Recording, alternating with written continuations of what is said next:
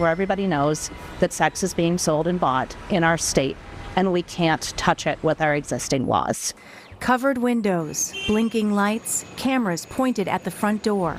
Police here in New Hampshire say these are some of the markers for businesses that are labeled massage parlors, but may be fronts for prostitution and human trafficking. We had 1, then we had 3, then we had 5, and we started getting notifications from people, tips, anonymous tips, that maybe these weren't just regular massage operations, but maybe something different. News 9 Investigates has learned this woman from New York was recently arrested by Derry police and charged with prostitution for engaging in sexual contact with a client at a business offering massages. Derry, a town of just over 36 square miles, is grappling with this problem. It's definitely an organized group that's, coming up from New York and New Jersey, bringing these businesses into New Hampshire. News 9 Investigates has also learned that the leader of a violent sex trafficking and prostitution ring based in New York and operating in New Hampshire was found guilty of federal charges in November. Federal court paperwork did not say where in New Hampshire this happened, but details the inner workings of the sex trafficking organization, where workers were beaten, their hands zip-tied, leaving them terrified and often seriously injured.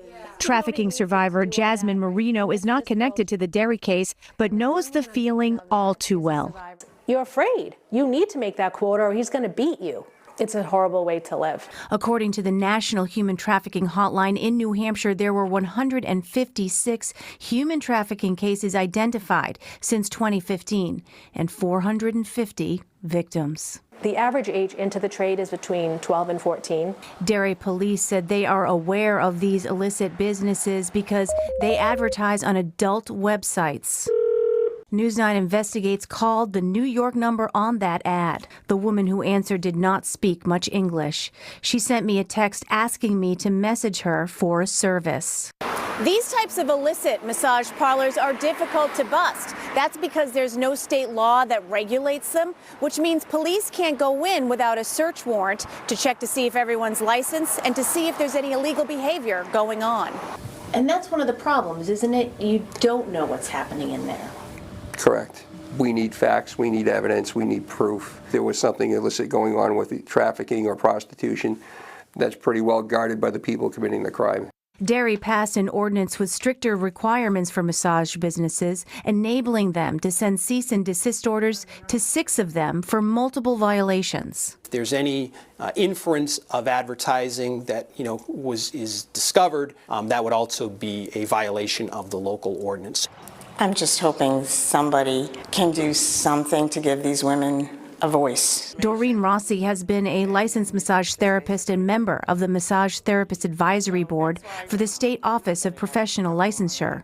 I've spent my life educating and explaining the benefits, the therapeutic benefits. So when you see businesses like this under the guise of massage, it's frustrating.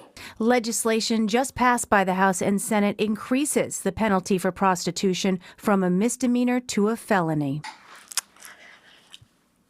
I think if I had a daughter or a child that was taken or promised a better life, a job overseas, and they're stuck in this heinous situation, I would hope somebody would try to help them. In Derry, Alana Flood, News 9 Investigates. You can watch an extended interview with human trafficking survivor Jasmine Marino, who is now an advocate for fellow survivors, on WMUR.com.